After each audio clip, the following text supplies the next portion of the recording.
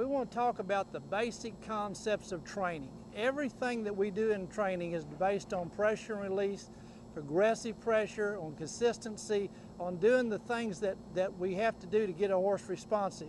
Now, in everything that we do, if we're going to pull his head around, we're going to put a little pressure. As soon as that horse responds, we release.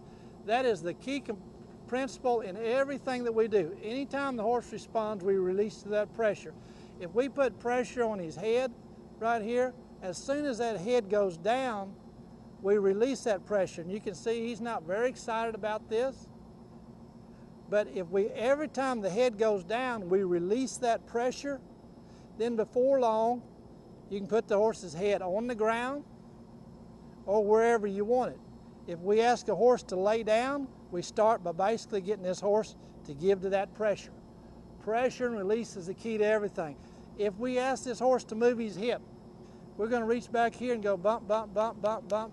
As soon as the hip moves, we quit bumping on it. Pressure and then release. Everything is based on pressure and release, whether we're backing him up. As soon as we get a step, we release the pressure, put a little pressure, and release. That is the key concept in everything we do on a horse. Put pressure on a horse some way and release. Whether we're teaching him to spin, to stop, to change leads, or whatever, we put pressure on a horse. As soon as we get appropriate response, we release. All right, now, the key in this deal is progressive pressure. If we ask a horse to move, and this horse is pretty sensitive, but if we ask him to move over and we go bump, bump, bump, bump, bump, bump, bump, and he's not responding, we just keep increasing the pressure until he releases. As soon as he releases from that pressure, we quit. All right, so it's progressive pressure. We keep adding more pressure until he releases. Now, as soon as the horse responds, we go back to our lightest pressure. So we will do what kind of pressure it takes to get the horse to move. If he moves off a real light pressure, then we never put heavy pressure on him. But if he doesn't, then we'll put more and more pressure on him until that horse will get more and more responsive. All right, now, the key in all of this is consistency. If every day I sing Dixie and then kick this horse in the leg, about the 5th day I sing Dixie, he's going to move his leg. Now, there's no relationship between my singing and his moving the leg, but he is trying to figure out what's going on. So whatever I'm doing, if I twist his ear and kick his leg, then before long, anytime I twist his ear, he's going to move the leg.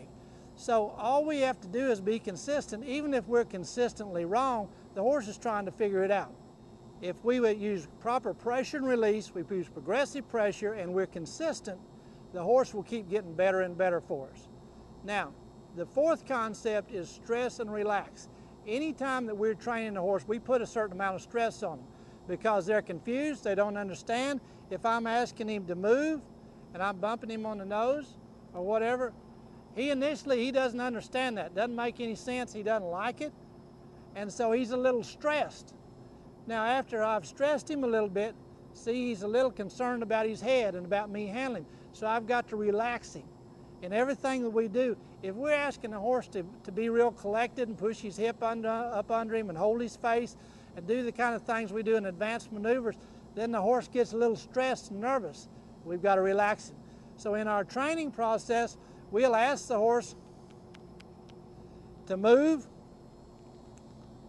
and after we've asked him to move, and particularly if we get a little aggressive with him and he gets a little scared, then we've got to go back and relax. Let the horse relax and digest that idea, digest that thought, and as they get quieter and more relaxed, you get bigger and bigger and better response. So we've got him stressed, we get high performance, we relax him, and he understands it. So we get high performance without getting into the area of having a horse nervous and excited. Now, the next thing we want to talk about is positive reinforcement and negative reinforcement. The horse in his choosing to make decisions is going to make some wrong decisions.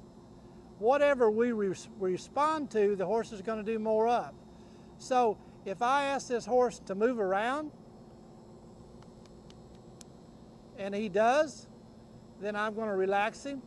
But if he decides, if I ask him to move around and he decides to kick at me or be ugly, then I've got to be a little bit ugly to him, because I'm going to give him some negative reinforcement to tell him, nope, that wasn't appropriate. So whatever I reward, he's going to do more of. Whatever I punish, he's going to do less of. So in all my training, if he gives me an appropriate response, I'm going to be as quiet and relaxed as I can. And if he gives me an inappropriate response, then I'm going to stay after him and or maybe punish him. So we're going to have positive reinforcement and negative reinforcement, whatever it takes to encourage the horse to do the right thing and discourage him from doing the wrong thing. Now, as you're training and as the horse advances, we keep asking him to be better and better. Now, you've seen me, I've moved this horse's shoulder several times. If I ask this horse to move his shoulder, initially when I ask him, I only get one step and I'm happy with it. As he gets better and better at it, then I'm going to ask him to give me 3 or 4 steps, and ultimately to give me a bunch of steps. So that if I step into him,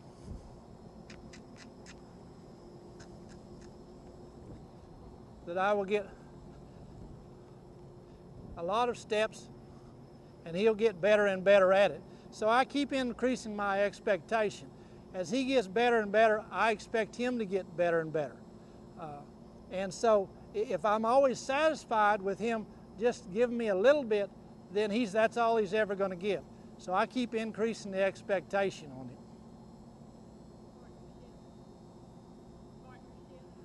Now, ultimately, when this horse gets to a high level of performance, then we become partners. This horse, basically, I give him lots of opportunity to do the things that he wants to do, to make his decisions. So, for example, if I'm running down the arena 100 miles an hour, I ask him to stop. I don't tell him to stop. I ask him to stop and let him stop on his own, because he's a partner with me. Now, if he chooses not to be a partner and doesn't stop or doesn't turn or doesn't do the things we want him to do, then I'll go back and reprimand him and try to increase his expectation or my expectation of him. But with a cutting horse, a barrel reining horse, a racing horse, some roping horses, high-level dressage horse, they operate almost entirely on their own with minimal effort from the rider, because they are basically partners in the process. Ultimately, that's where we want to get with our horse, to where we don't bump them, we don't kick them, we don't pull on them, we just ride in balance and rhythm and give them very subtle cues, and they respond to us and become true partners in what we're asking them to do.